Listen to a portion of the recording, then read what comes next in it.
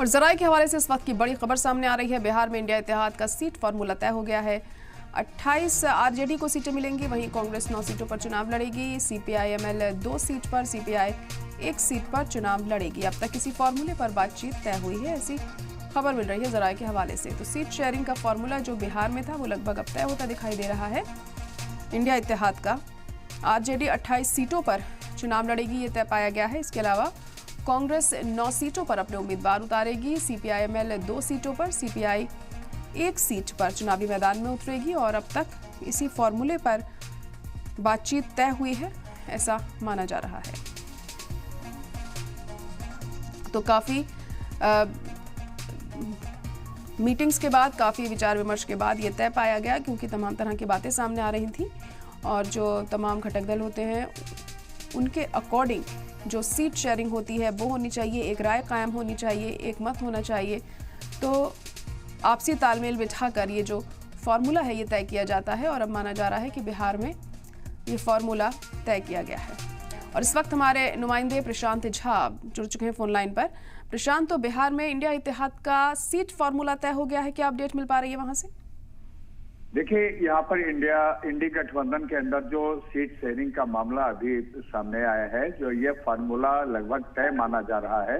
और मंडे को इस मामले का प्रेस कॉन्फ्रेंस करके जानकारी दी जाएगी।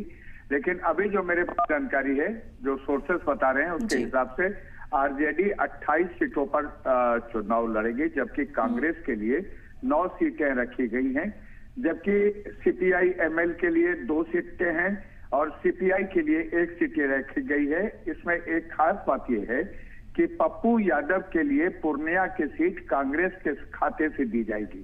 यानी पूर्णिया सीट पर पप्पू यादव चुनाव लड़ेंगे, वो कांग्रेस के खाते से लड़ेंगे। तो ये अभी एक सीट शेयरिंग का फार्मूला रखा गया है। इस पर जो इंडी गठबंधन के दल हैं उनमें आपस में बात भी हो गई है। दूसरी तरफ यह है कि सीपीएम को क्योंकि उसका जनाधार बिहार में कम है, इसलिए उसको सीट नहीं दी गई है। और जो सीटें अभी तय की गई हैं उसमें फिर से एक बार आपको बता दूं कि आरजेडी 28 सीट, कांग्रेस के खाते में 9 सीटें आने वाली हैं, जबकि सीपीआई-एमएल को 2 सीट और सीपीआई को 1 सीट मिलने की जानकारी मिल रही है, जो कि जिसका ऐलान सोमवार को पटना में किया जाएगा। जी। प्रशांत, ये जो फॉर्मूला अभी तय किया गया है, आरजेडी को 28, कांग्रेस को 9 सीटें देने की बात सामने आ रही है, यहाँ पर आखिर के क्या समीकरण ध्यान में रखते हुए ये तय किया गया होगा, क्या लग रहा है?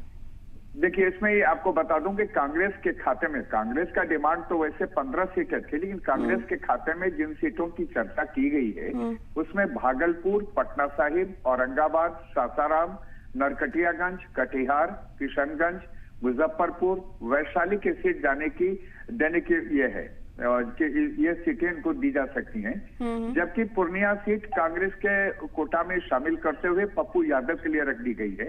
जबकि सीपीआई-एमएल को आरा और काराकाट ये 2 सीटें देने की चर्चा चल रही है। सीपीआई को मधुबनी सीट, जो मधुबनी इलाका है वहां का जो लोकसभा सीट है, वो सीपीआई को देने की तैयारी चल रही है। जबकि आरजेडी खुद अपने खाते में गया, बांका, भागलपुर, पाटलिपुत्र, बक्सर, छपरा, अररिया, दरभंगा, झंझारपुर, गोपालगंज, खगड़िया, उजियारपुर, समस्तीपुर, नालंदा, मोतिहारी, सीतामढ़ी, शिवहर, मुंगेर, नवादा, वैशाली, हाजीपुर, जमुई और बेगूसराय की सीट अपने खाते में रखी है। और ये कॉम्बिनेशन इसलिए रखा गया है कि आरजेडी 2004 में 26 सीटों पर चुनाव लड़ी थी, जिसमें से 22 सीटों पर उसको जीत हासिल हुई थी। लेकिन 2014 में उसकी सीटें कम हो गई थी और उसके बाद के चुनाव में 2019 में तो आरजेडी सुन नहीं पा रहा गया था। लेकिन जहां जहां आरजेडी सेकंड पोजीशन पर थी उन सीटों पर आरजेडी ने दावा जताया है। और इसी को ध्यान में रखकर जो ये फार्मूला तय किया गया है, जिसका अनाउंसमेंट मंडे को होने की संभावना है।